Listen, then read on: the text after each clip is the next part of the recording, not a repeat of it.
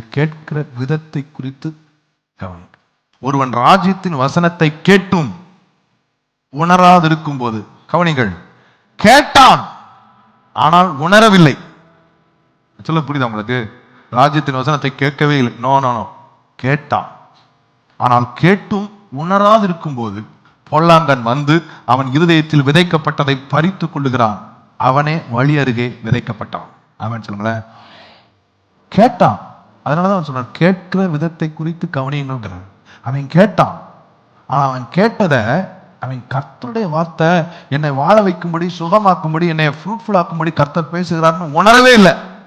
அவர் என்ன பேச ட்ரை பண்றாருன்னு புரியவே இல்லை. He did not even bother to understand it. இந்த தெசலோனிக்கர் 2:13 சொல்லி, அவர்கள் கேட்கும் பொழுது அதை மனுஷ வசனமாக கேளாமல் தேவ வசனமாக கேட்டார்கள்.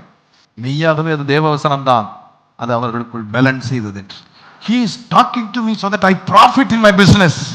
He is talking to me so that my sickness will leave me. He is talking to me so that I will become fruitful. He is talking to me so that I will live long. அவன் பேசுகிற ஒவ்வொரு வார்த்தையும் என்னை வாழ வைக்கும்படி பேசிக் கொண்டிருக்கிறான்.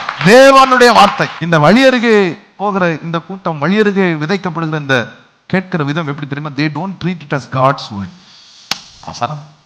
ஒரு விதை விதைக்கப்பட்டது, ஒருவர் விதைத்தார்.